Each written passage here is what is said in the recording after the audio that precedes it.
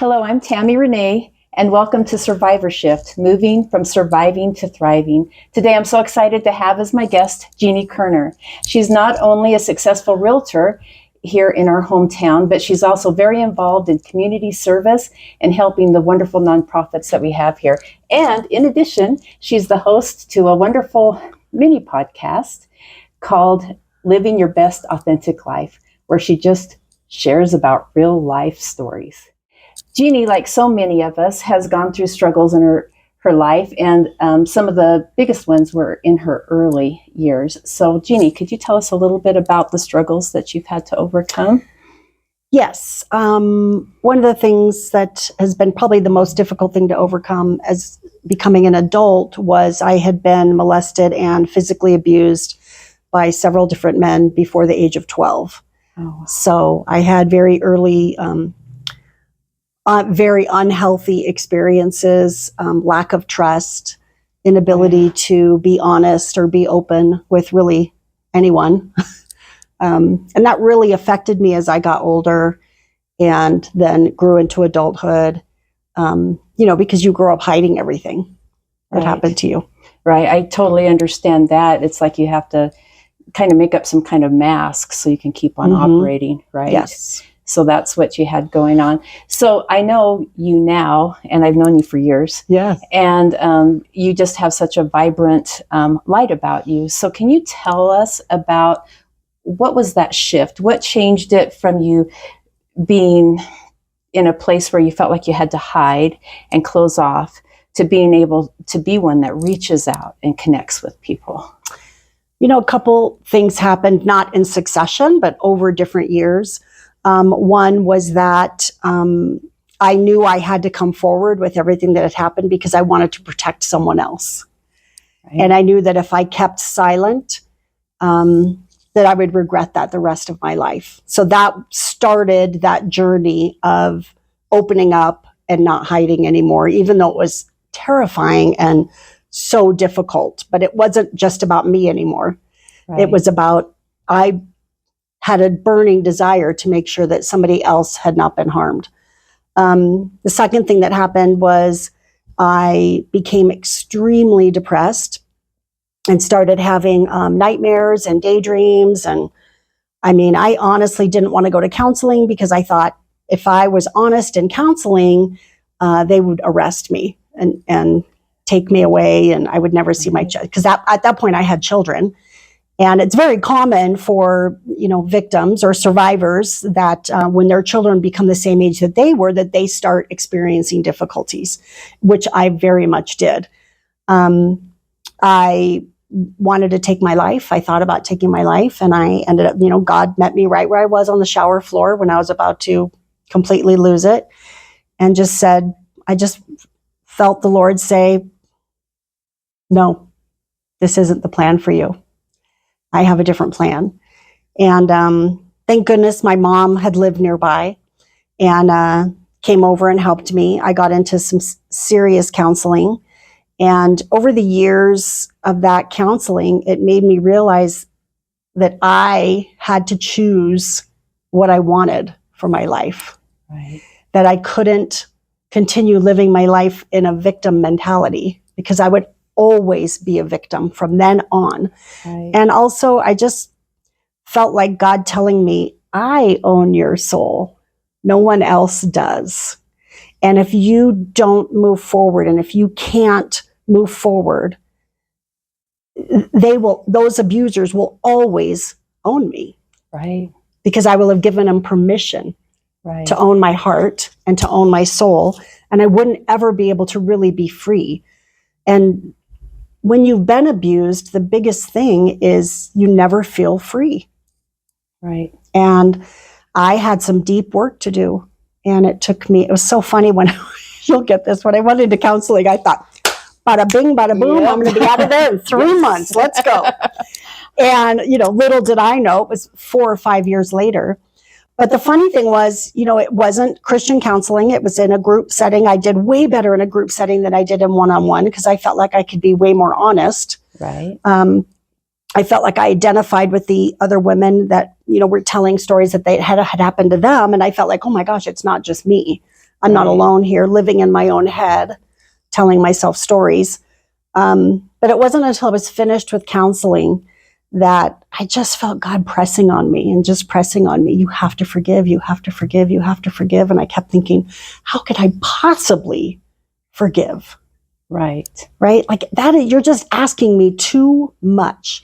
You know, before you go forward with the forgiveness part, I love how open you are, and I love how much I can relate to the things you're saying. And there is such power in being validated that you're not crazy. It's not just all in your head, and that's important. But before we go on to the forgiveness part, I've had a lot of discussions with different people, and some people are just like, no, I can never forgive. They don't deserve it. Mhm. So let's talk. Why don't you define for me your version of forgiveness? What does forgiveness mean to you? That there's no more chains on me. Right. Because that abuser, whoever did whatever, they don't care. Right. There's nothing holding them back. That unforgiveness is something only holding us back. Right. And it is a gift we give ourselves. It is for no one else. It doesn't mean that what they did was okay. It just means you're ready to move on. And it doesn't mean also, I would assume you agree with this, it doesn't mean that we have to have a relationship with Absolutely that person. not. In No. fact, probably part of the forgiveness process is in accepting the reality of that person's motivations, their actions, right? But when you think about that, forgiveness and relationship, they're not the same. Right. Right? Because you can say to yourself, look, and I never got the chance to talk to any of my abusers. Never. Right. Never got the chance to tell them I forgave them. Nothing. But it set me free from hatred. Right. From destroying me from the inside. And that forgiveness is just allowing ourselves to be free.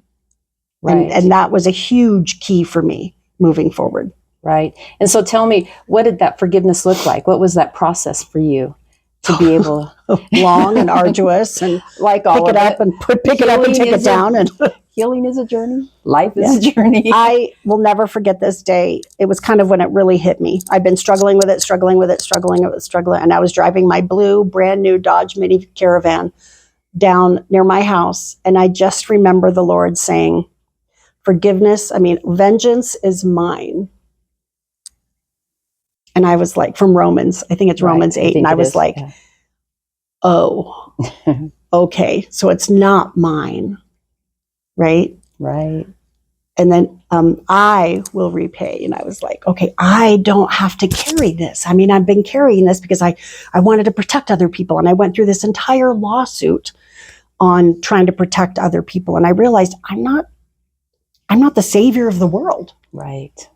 Right. And from that moment on was really when I really started to understand that I could let go. And, for your younger viewers, they won't get this, but Jack LaLanne, do you remember Jack LaLanne? Okay. Jack LaLanne, long time ago. Do you remember when Jack LaLanne was swimming in the San Pedro Canal or the bay there, tugging a boat in his mouth with a rope in his mouth? And to me, that is always the picture of forgiveness, is that he was going so slow because he was carrying this huge weight.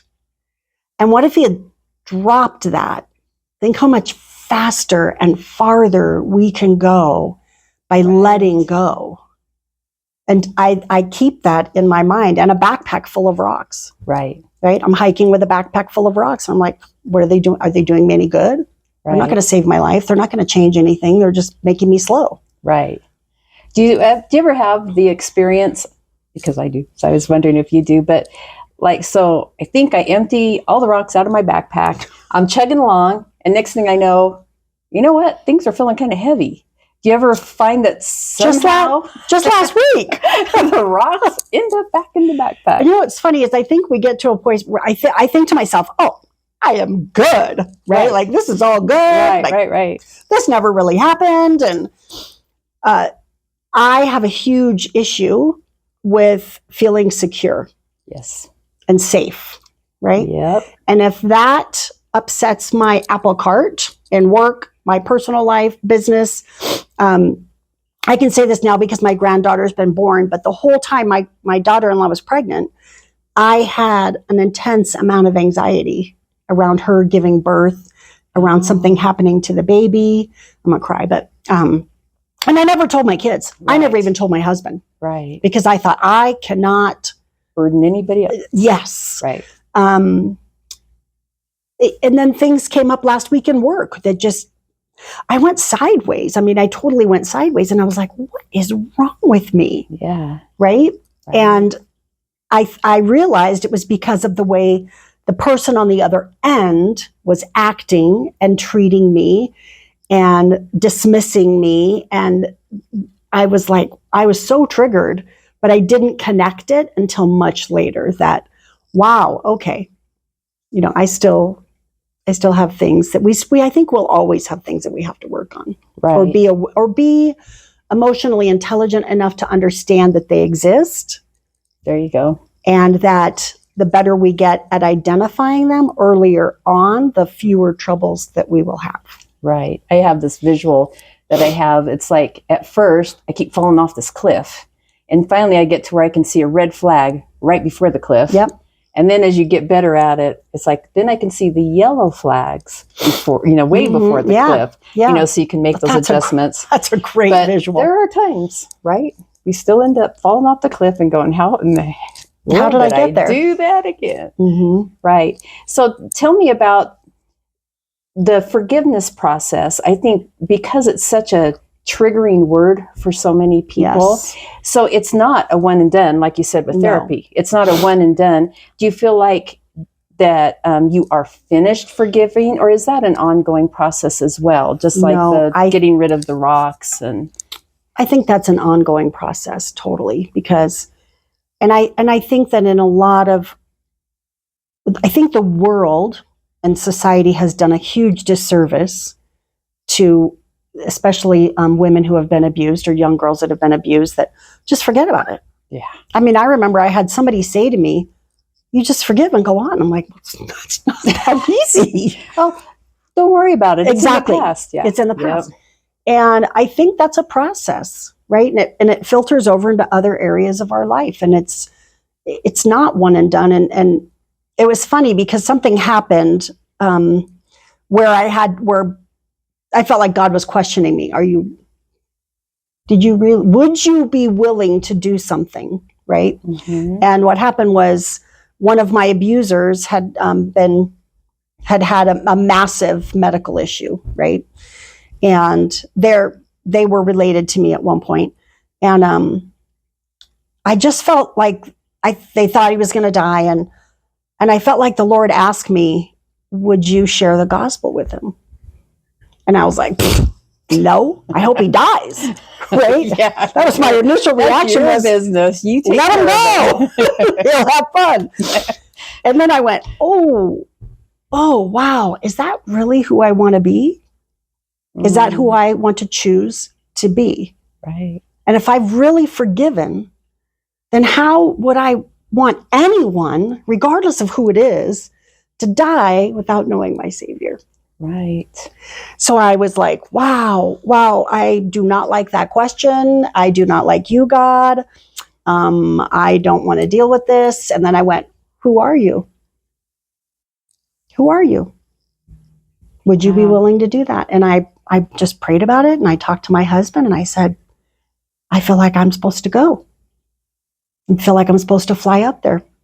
And I slept on it, and then I was getting ready to make reservations, and I just felt like God go, just hold off. Don't do anything yet.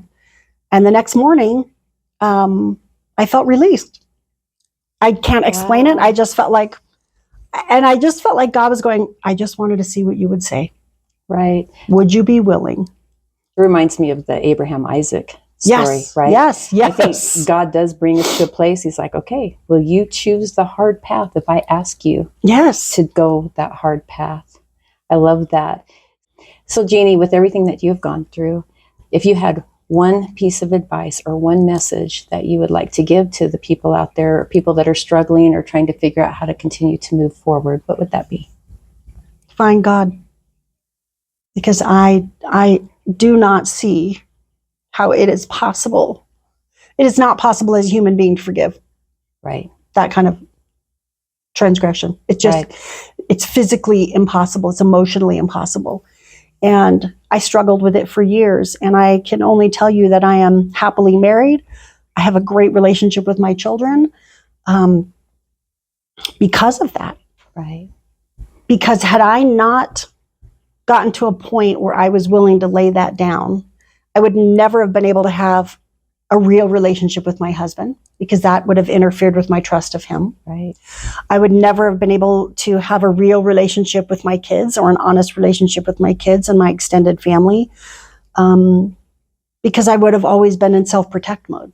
And not Right. that I don't go back there. Right. And all the counseling in the world helps you manage, but it doesn't help you heal. Right. And healing comes from forgiveness. And that is in God's word all over the place. Right. And that is the only thing that completely set me free. Right. Right? Because I couldn't sit here and talk about this, right, had I not Right. done And that. I think that's what keeps us the victims. Oh, Right. Like you said, if we're not willing to forgive, and you're right, the only way that we can truly forgive is to find God and to invite Him into our lives. I love that. Do you have another message that you'd like to share? the only other thing I would add on is that we get to choose our lives. Don't let anyone tell you what your life is going to look like. The choice is yours, whether you want to live a healthy, full, abundant, glorious life or not. Things will not always be smooth. They never are. It doesn't matter who you are. I mean, you could look at everybody's life and go, oh, they have the best life. They have this, they have that. And the truth is, you don't know that. And don't let anyone else make those choices for you. And especially don't make that choice to not move forward and forgive and heal completely because of fear. Don't let fear stop you. Right. Absolutely. I'm a total believer in that. We get to choose. We get to choose. I got to the point where I was tired of my abusers deciding what kind of life I would have. Yep. And you're right. It's a struggle, but it is worth the struggle. It's worth the struggle. It's worth the struggle. I always, when I started going through counseling and my family asked me, why are you doing this? Why are you dredging this up? How stupid is that?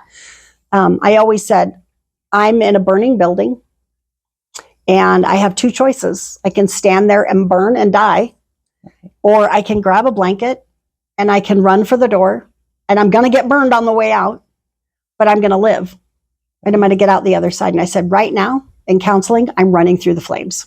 I'm not standing still. I'm running towards the door.